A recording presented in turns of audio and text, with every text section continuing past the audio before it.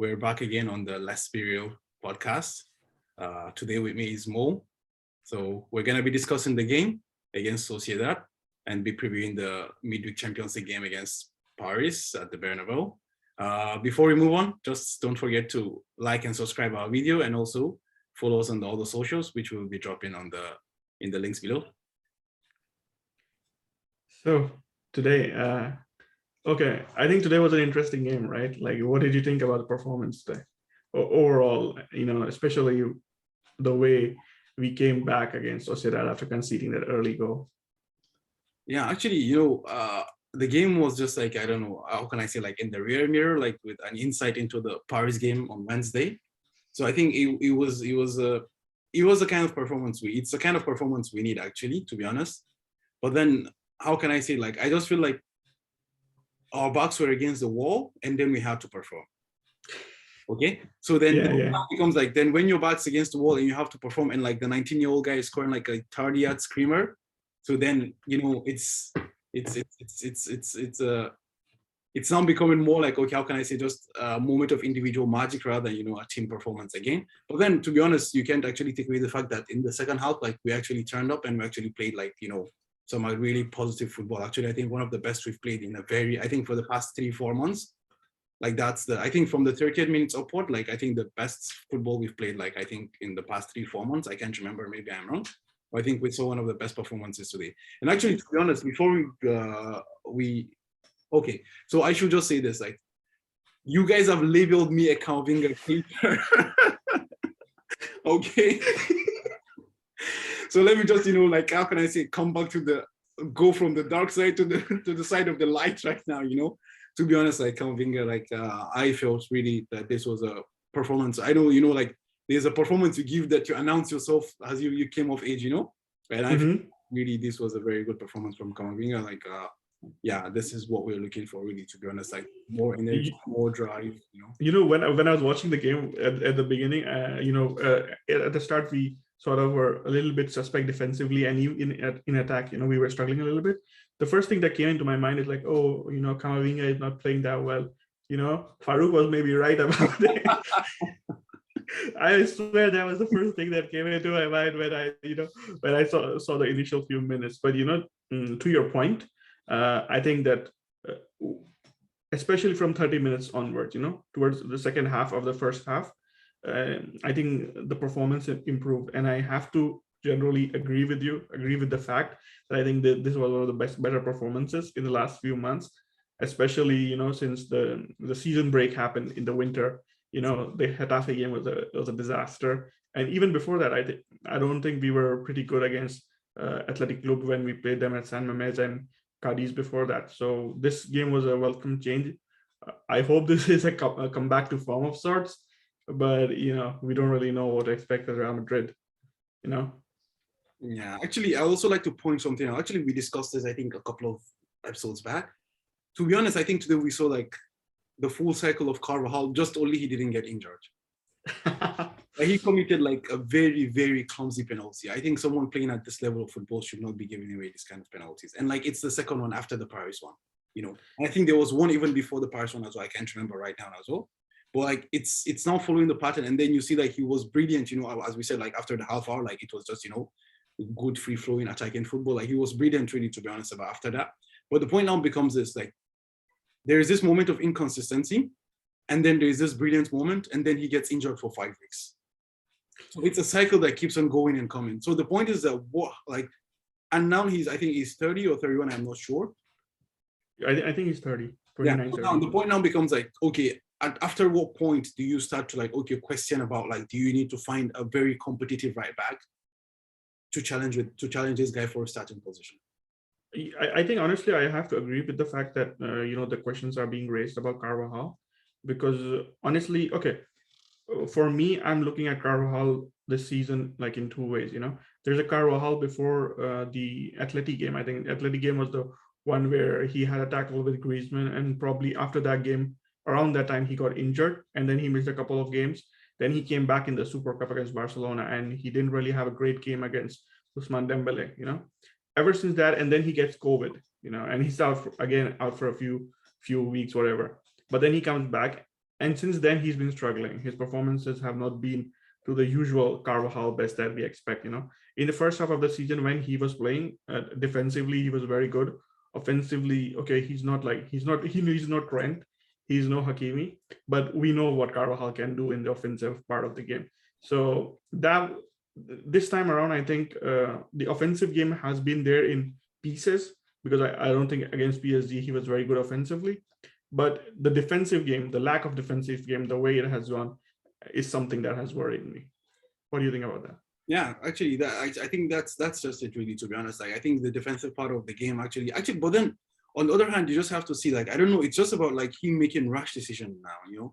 I think like before, like Carvajal was a kind of like a, okay, like Marcelo was always this kind of player with the X factor and, doing this and that, just for example, let's just compare and contrast. Like at Liverpool, for example, you have like Trent and you have Robertson, and like Trent is like the more flashier X factor player.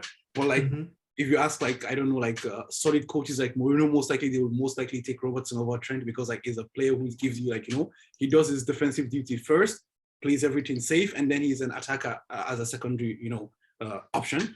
But like, I think for Carvalho, that has always been like, he's always been a very complete fullback. But I think over the past year, I think like that completeness has actually reduced. And I think that's also down to the fact that he's starting to miss a lot of games, to be honest. Like he's just starting to have, start, stop, start, stop, start, stop, Yeah, I have to agree. The start, stop, a player loses their rhythm when that happens, right? That's just it. And I think the fact that he had COVID has probably not helped his case. Yeah. Because we have seen a lot of players that struggle after returning from COVID, So I don't really know what the situation is, but like personally, for me, the fact that he comes back from COVID and he doesn't do that well, I think that has to be a factor. Coming back to the point that you made, at what point in time do we start looking for a replacement? Probably, I think a good time would be next season. But given how the transfer window is shaping up with rumors of Mbappe and Haaland coming in, so I don't really think Real Madrid are going to sign a right back. It's probably going to be Odriozola coming back, but at best, I think the fans should temper the expectations and probably not expect us to sign a right full back, this window. So if we do not sign a right full back, do you think Odriozola can do the job? Actually, I think he can, but I just feel like right now, like he's a non-factor, because like, the Lord, Lucas Vasquez, has been converted into a RB by default. So I think they're just looking at him as, okay, he can do a decent job, like when Carvalho is missing. And worst case scenario, you can just shift Nacho over there. So I think that's why I don't feel like they feel as that's a position of urgency, like, because I think they're just going to try to like restock the attack, I think, and they're just going to. Would you be fine with us not signing a right back in the summer? Maybe honest, let's say Odriozola gets sold, okay, or maybe Fiorentina, they want him on loan another season or whatever they wanted to buy him. Yeah, to be honest, I will be okay for one more season to go like this, but after that, why I will be okay with this is if we go and get the two superstars that have been reported, fine. But if we're getting just Mbappe, then I would say okay. Then the money you're gonna pay for Haaland and the agent fees and what is not, then bluster it on, I don't know, Bernardo Silva and a right back. That will be my choice. Yeah, okay. There's been some interesting news about Bernardo Silva recently, right? I think in a press conference he said, "I'll talk about my future in the summer." So I think that has a lot of fans excited. And I remember that you are really high on Bernardo Silva. So do you think we have a chance of getting him in the summer? Sure, 100%. 100%. Like his girlfriend is Spanish and she lives in Spain. No, I didn't really know that, but yeah, that's an interesting thing to know. I think also he has a daughter, but I'm not sure like this might be, but I do know this, and actually, that's the reason like he wants to go back. He wants to get back, and actually like Spain and Portugal are like neighbors and stuff like that. Like the cultures are very similar to each other as well, and like okay. So that's the thing actually, because that was what Pep alluded to in the summer actually, that he wants to go back home. It's not anything about the competitiveness or anything. He just wanted to go back home. But do you think Pep will try and influence him towards Barcelona? I think definitely that's a possibility. Well, I think Barcelona are moving in a different way, because the point when you get Bernardo Silva in, then you're taking time away from the likes of Gavi, Pedri, because already like you have Gavi, Pedri, Frankie De Jong, and like Sergio B is still going hard, and like I think Barcelona are also like pushing aggressively to get like Frank Kessie from AC Milan as well. from the reports to everything. So I think Barca might not be I don't know, will not move on that aggressively, but I think like anyone will move on the Bernardo Silva aggressively as well if given the opportunity. So I think that Xavi Pep relationship might actually just persuade him to move towards that side of Spain as well. Actually, for me, I think that if Barcelona do not get Haaland, then I think Bernardo Silva is probably a player to watch out for them, because given the fact that Bernardo can also play as a right winger, right? Yeah. And I think Barcelona, that is a spot that Barcelona can use him in. Although I think Adama Traore has done better than we all expected, his impact has been greater. But I think that's a spot Barcelona could use him. And while we're talking about midfielders, I think we definitely need to talk about the performance of Camavinga today. What a brilliant goal! That was like one of the best goals that we have scored this season. Yeah. And as the person who has now seen the right side, how do you evaluate Camavinga's performance? Actually, I don't know, like, were you watching on ESPN? Yeah. Like, like he just had the ball and they just showed the ball in the nets. Like, there wasn't like at the point of the goal, like they didn't even show him shoot, if I'm not mistaken. Maybe I missed for a second, I don't know. I just saw like the ball was in the net. It was a very weird goal. It's like he shoots and suddenly the cameras were panning towards it missing, and then suddenly it's in the goal, and the camera is even surprised at the fact the ball ended in the net. Yeah, to be honest, like as you also said, like I think for the first couple of minutes, like it was a bit sloppy from I think the whole midfield and the back line, but after then, like really Camavinga got stride, and and actually I loved the fact that he injected a lot of pace and a lot of energy, which otherwise you wouldn't get from Cruz, like because they're two different kind of players. So I think actually the thing is this, I don't know, like I feel like what I felt was that while watching the game, maybe like the reason why maybe I wasn't buying the thing with Camavinga is that you get so used to watching like Luka Modric and Toni Kroos do their things, and like Camavinga like is a totally different kind of player from these guys. Yeah. Like he offers something that they don't give, and like he doesn't give what they offer. So like it's a whole, how can I say, like, so it's no longer like a like for like replacement. For example, really why I'm so high on Bernardo Silva is that I feel like this is someone who is very close to Luka Modric. Okay. Like I feel this genuine, like he's very close to, like, even like the stature of him, like the way he plays, I feel like he's very okay, just that he's a bit more productive, like goal-wise than Luka, like he gets into the box more. Yeah, I think he's more offensively inclined compared to Luka. He's more offensively inclined, but I feel like he's someone who's gonna like cover every grass of the pitch, every blade of grass on the pitch. So he can do this. So that's how I feel. But when you check like with Camavinga, it's a whole different thing, So watching the game today, I actually saw like, yeah, this is something that can be done, But then now the question becomes this. Okay, today he was a bit less aggressive. Well, I think the commentator was saying like he has started 7 games, and in those 7 games he had 5 yellow cards. Yeah, so this is also this. Well, I guess he's still young, so he needs time to tune these things, because as they said, like I was actually watching ESPN yesterday, and like I think Sidlo was saying that like Toni Kroos wasn't Toni Kroos at Camavinga's age, and for sure Luka Modric wasn't Luka Modric at Camavinga's age, So you need time to get to that. I think that is a good point to make. The fact is like Camavinga is still developing, given the fact that he debuted with Rennes at the age of 16, and he had these impressive performances like against PSG and all these big teams, have sort of magnified the hopes that we have from him. But the thing is, like today, I think around at the beginning, Camavinga was not very good. But around like 15, 20th minute, he started taking spaces that he was more comfortable in. He started playing more forward. He started playing with a freedom. I think Luka Modric is the right thing in switching the sides, because Luka Modric started on the right side, Camavinga started on the left side, but then he moved him to the right and moved himself to the left. Modric moved himself to the left. So once Camavinga moved to the right, I think we started seeing a little bit of confidence in his game. And then slowly he grew up into the game, and that goal I think changed the way he performed totally.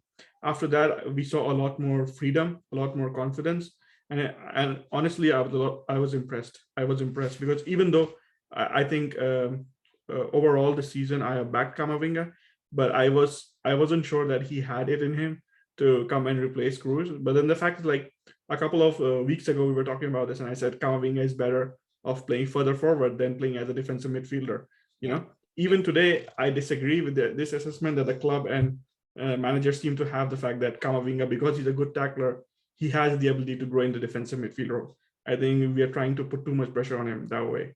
So I think Camavinga should be developed as a central midfielder, and that is how he should be used. Maybe we should be signing a more, let's say a defensive midfielder like Xabi Alonso or somebody in that mold, and pair Valverde and Camavinga around them.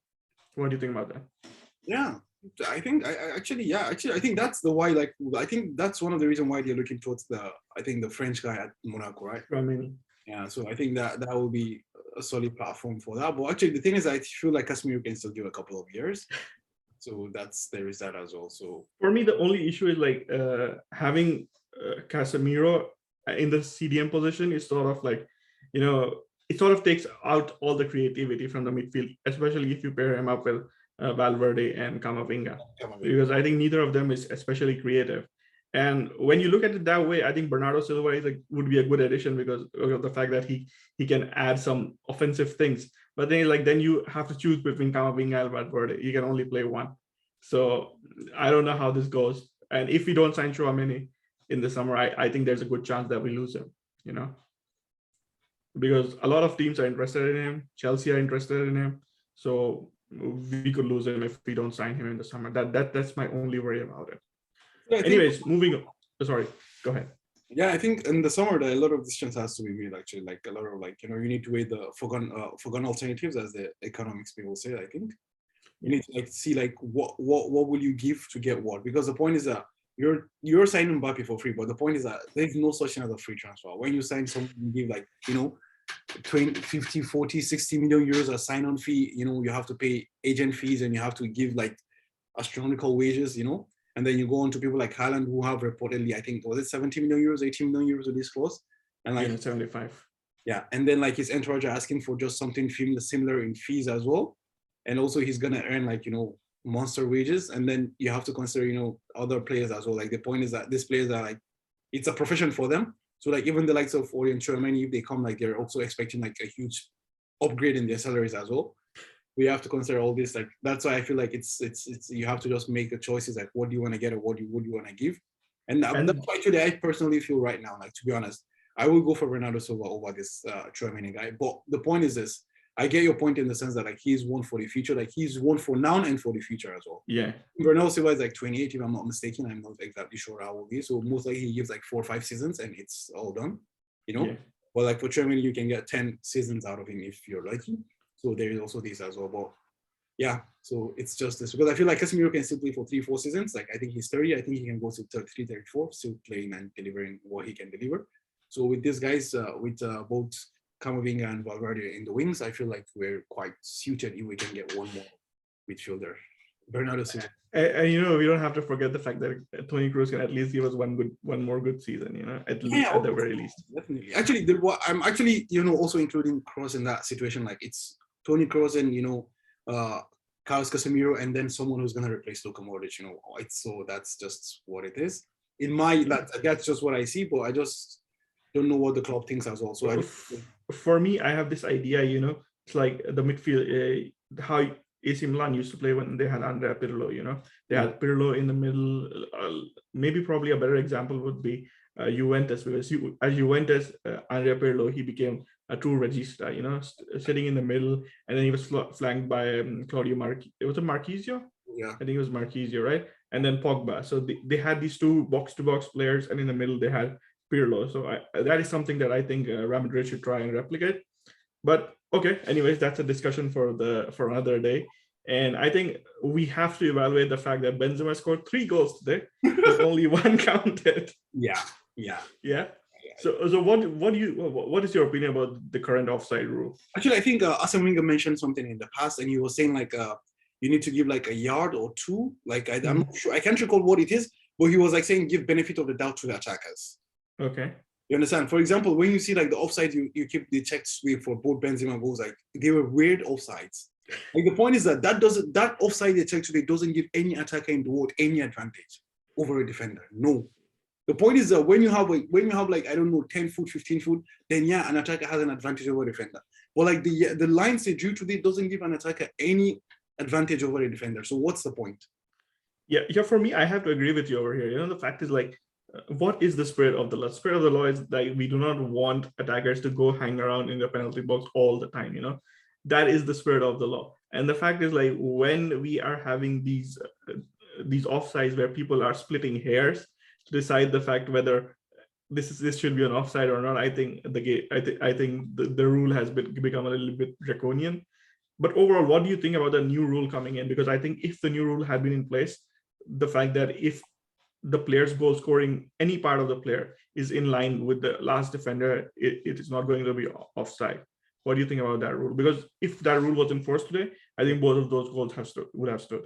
Actually, when I saw the rule, I wasn't very sure about it, because the point is, I don't know, like, how can I say, like, you can imagine this situation whereby an attacker like is about to sprint out, right?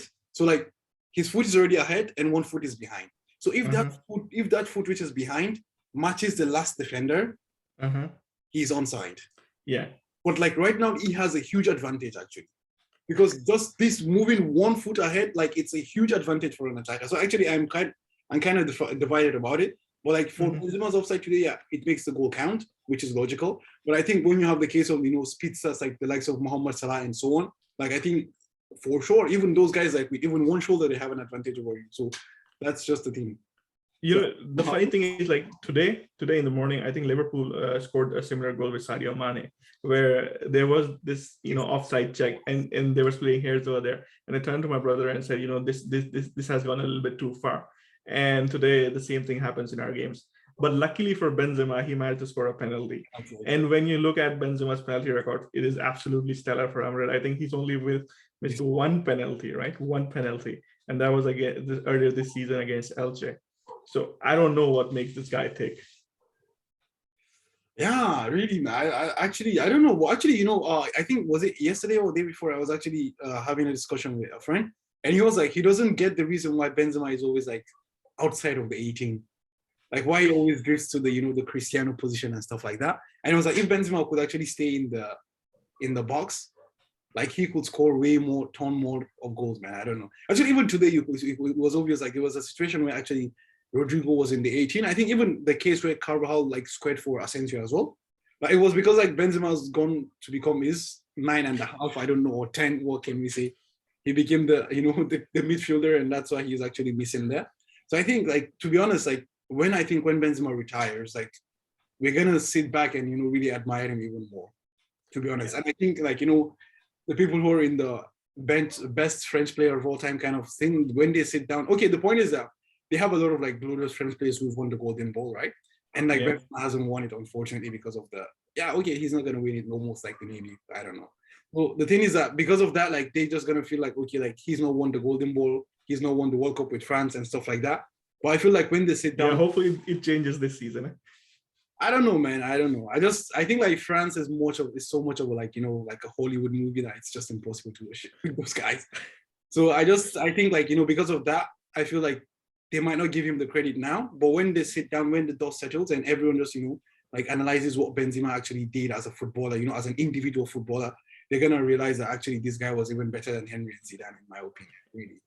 For me personally, I've always rated him as a player, not as a striker, but as a player above Thierry Henry. But some people disagree. The prime example being Suned, who's out there enjoying a break for some reason. I don't know why he's not here. But the fact is, like, if we take Benzema, if we take Benzema out, or if we take the ability of Benzema to play around the box and make him sit in the box and do the job of a pusher, I think we take away from what makes Benzema, what makes him special. Yeah. So for me personally, I am pretty satisfied with the way he plays, but I think he should be paired up with a player who takes positions in the box like a Cristiano and like what Asensio did today. Excuse me. That's why like it's gonna be fantastic playing with either Haaland or Mbappe for Benzema. Actually, really, I think it's gonna be a very good combination with Benzema and Haaland, or Benzema and Mbappe. But yeah, I guess that's something we have to wait for the summer to see if it happens or not. I mean, we have already seen how good Benzema is with Mbappe, right? That they have a special relationship. Those two. We're seeing it once in every 3-4 months. We're going to see it every Saturday. So hopefully you get your wish, soon enough.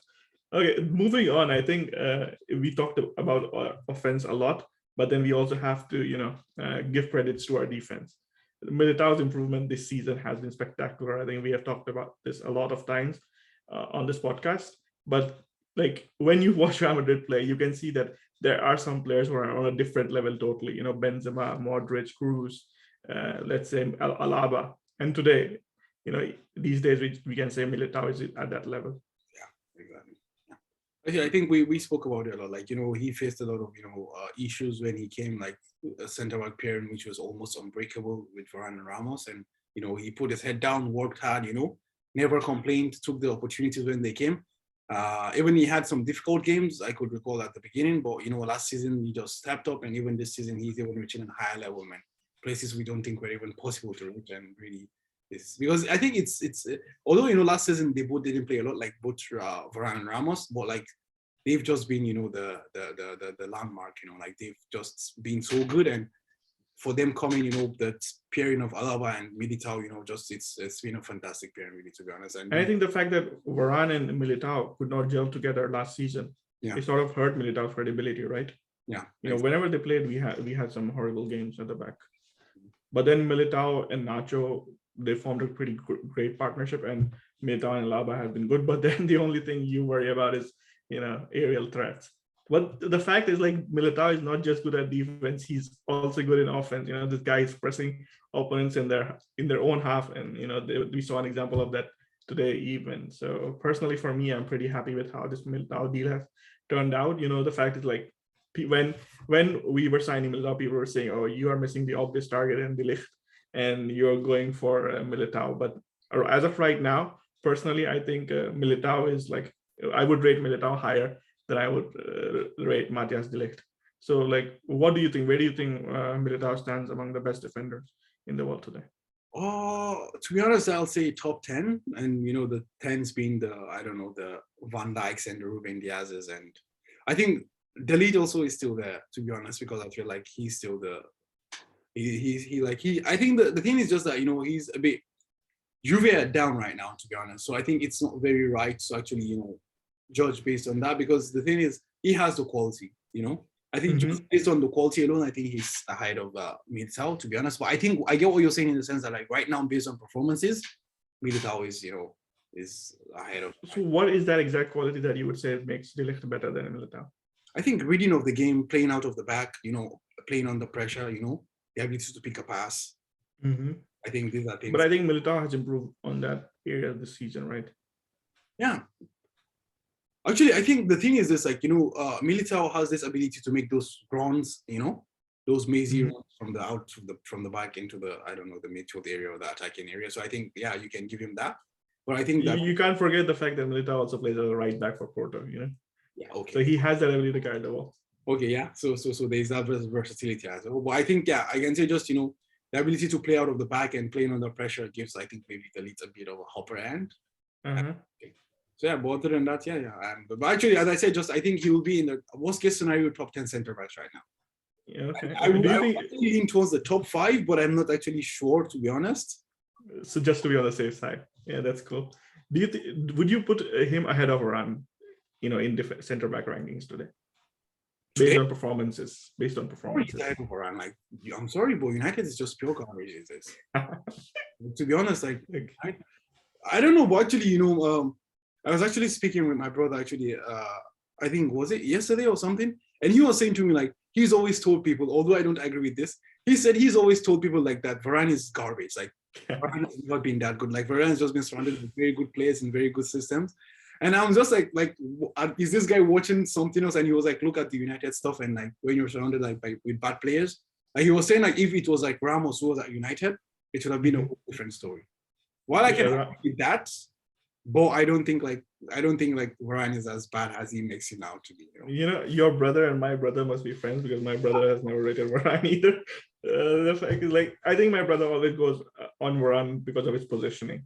But yeah, for whatever reason, I think he's having a torrid time. And personally, I think if Varane was to return to Real Madrid, I think he would have a tough time getting in ahead of Militao. I agree with you there. But the only thing that I want Militao to improve on is the fact his positioning in opposition boxes and his ability to score goals on corners. Because I think this season Real Madrid have only scored like one goal through a corner set piece situation. I think it was Luka Jovic in the last game against Sociedad. So I think that is one area there where Militao needs to improve. But what did you think about Ancelotti's subs today? Yeah, Ancelotti's subs. And just to add, what did you think about Asensio having an impact as a substitute? Yeah, so the subs were like Asensio for Rodrigo, and then it was Jovic for it was Mariano for Benzema, it was Ceballos for Modric, I think, Modric. and Marcelo for Vinicius, and there was another one. Yeah, probably these are the main ones. And then there was like Lucas Vasquez for Dan Carvajal as well. Yeah, Lucas Vasquez for Dan Carvajal. Exactly. So that was actually, yeah, I think we saw like the instant impact from Marco Asensio, but it just made me sad because like it means Asensio is gonna start the game against Paris. I don't know, that's just the downside to be honest. But yeah, I don't know. I think it was just, I don't know, it was a lucky goal. It was a gift to him because it was a fantastic ball from Casemiro, to be honest. Like, I have to give that to Dani Carvajal, and it was also, good taking down of the ball from Carvajal as well to wait for the, for support and, a good cutback, and yeah, emptying it for Marco Asensio, to be honest. He has now, I think he's on 10 goals in competitions in the season. Yeah, I think he's third highest scorer in the team right now. Yeah. And the fact is, like, because you were arrested, I think there's like a 90% chance that Marco Asensio starts against. Yeah, I think that was the goal. Like, he's played a lot over the past couple of weeks, so let's give him the rest and let him start against Paris. I don't know. So maybe Carlo Ancelotti is finally doing some rotations, right? Yeah. But I love the fact that he waited till he guaranteed, because the point is like, that they were although like they were just, how can I say, like they were pushing without actually having a threat like Sociedad. Like, so I think Ancelotti was waiting to get the third goal before actually he just pulled all the guys off just to be safe. Yeah, I agree with you there. But then what do you think about the Mariano substitute? Mariano coming ahead of Jovic? Yeah, I keep just saying it. Like, I keep wondering like what Luka Jovic does in training, to be honest. Really, I just keep wondering like what this guy does in training. Because the point is that if they're changing, and they're giving someone who's literally like a forgotten man, like literally no one even remembers that Mariano plays for Real Madrid, and he's coming in over you. I'm sorry, but I don't know what you did in training, to be honest. Because no one is looking for a goal or anything. They're just, okay, like, let's take Benzema off and give him more rest time. It doesn't matter even if we put a stone in the pitch, you understand? It doesn't matter who comes on. But the point is, I think a stone can provide a more protective impact than Mariano, given the fact that you can hit the ball on the stone and get it back. Really, I just don't know, man. I wonder what this guy does in training. Really, I just think it's done, man. It's done for Jovic. Really, I really did wish like it was different. But I think it's done for Luka Jovic. Like, there's no other thing like left. Yeah, sadly, I think Jovic's Real Madrid career is like almost over. I don't think there's any chance he stays here next year, unless and until there's nobody willing to buy him. But then, personally, me, I think we would have been better off keeping on Borja Mayoral as a second striker instead of Luka Jovic. But for whatever reason, without going into it, Jovic is the second striker that we have. But it's been a waste of 60 million. So I mean, today that was it. It was a great comeback for us, and I think Real Sociedad after that goal were horrendous, and I don't know what their center back was doing. That other guy, I even forgot his name, and then their goalkeeper was horrendous as always, distributing the ball. So looking ahead, we face off against Paris in the midweek. What are your expectations of the game? To be honest, I'm not sure. I think we have no belief in the Bernabeu comeback. I do have belief, actually. I hope we win. But now the thing is just like, I don't know what Ancelotti is going to do. Are we going to shoot ourselves in the foot and wait to counter, or are we going to just press them? Okay, not press them, but like at least play on the front foot. I think given the fact that we're trailing, we're probably going to play this game on the front foot, To be honest, I'm not very sure about that. That's the thing I'm skeptical about. To be honest, like, we might just try to hit on the counter and move forward, and actually, the thing is this, when you check like this, because of because of the front line of Messi, Neymar, and Mbappe, and maybe Di Maria additionally, like, it's understandable to be fearful, you understand? But the point is that the defense is weak, and similarly, midfield has a wrong combination. You get the point? I think they're there for the taking. Really, they are. For me personally, I think it depends on if Toni Kroos is fit, what sort of role does Toni Kroos play in the second leg, and then the fact is like which player out of Fede Valverde and Camavinga plays. Because for me personally, I'm a lot more assured with Valverde right now, given the performances currently. So I think a midfield of Valverde, Modric, and Kroos would probably be the best one for us to go forward with. But then the thing is, like, I think we have to go on the front foot in this game because we are chasing this game, right? And the fact is, like, unless we take control of the game, we're never going to get the ball back from Paris, especially the way they played. They play with a higher intensity in the Champions League. So I think that is something that we have to be careful about. To be honest, like that's why I told you, I just felt sad, like, because I know Asensio is gonna start, but I just wish Carlo Ancelotti could go with, like, a 4 midfield, and we both Camavinga and already in the pitch, because I feel like, as you just mentioned, like earlier before, about the register rule, if we have like 2 pivot with Modric and Kroos, and they will be like the double registers, they can take turn to be the 6 anyways, like the double game. They can take turns to be the tempo setup. So I feel like with the injection of pace, and physicality that both Valverde and Camavinga bring, we're going to be able to press this Marco Verratti. Because the point is that while, like, we just keep going back to the fact that Mbappe was good in the first leg and like they dominated us, like Verratti ran the show really. Yeah. I feel like if not because of that platform that Verratti gave them, it would have been a different story, And that was because, like, there was no pressure on Verratti. Like, he had the ball and he had tons of time to think. You get the point, right? But I feel like even just, give them just, 2 very active, very physical players, people who are willing to run, people who are willing to press them down. I think that's going to reduce the thinking time, and it's also going to give, like, Modric and Kroos more time also for them on the ball. Yeah, I don't know if you get what I'm trying to say. So I think with Benzema and Vinicius up top, I think that would be, I don't know, for me, that would just be what I would be looking towards.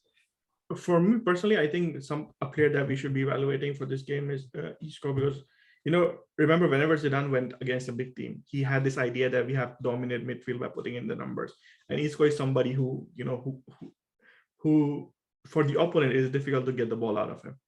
So I think Isco is somebody we should be evaluating. I hope Carlo Ancelotti is evaluating him as well. But I think if we went with a 4-man midfield of Camavinga, Valverde, Modric, and Kroos, personally I wouldn't be too disappointed.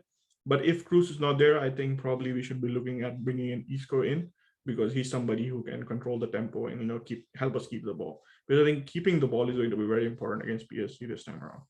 Actually, to be honest, the thing is I think we also discussed it a couple of episodes back about the Isco thing. I think Isco and Gabriel are both in the same ship, in the sense that, like, if Isco is motivated, he can do the job. But the point is, how do you get him motivated? I don't know, maybe feed him some vegan food that his girlfriend likes.